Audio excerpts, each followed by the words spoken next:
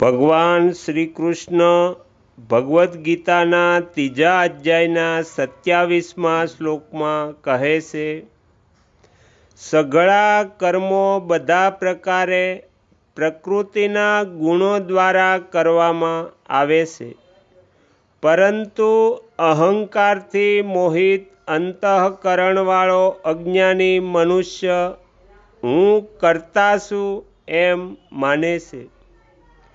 જે સમષ્ટ શક્તિથી શરીર, વૃક્ષ વગેરે પેદા થાય છે અને વધે ઘટે છે. ગંગા વગેરે નદીઓ પ્રવાહિત થાય છે, મકાન વગેરે પદાર્થોમાં પરિવર્તન થાય છે. તે જ સમષ્ટ શક્તિથી મનુષ્યની જોવા, સાંભળવા, ખાવા, પીવા વગેરેની બધી ક્રિયાઓ થાય છે. પરંતુ મનુષ્ય અહંકારથી મોહિત થઈને અજ્ઞાનવશ એક જ સમષ્ટ શક્તિ વડે થવાવાળી ક્રિયાઓના 2 વિભાગ કરી લે છે.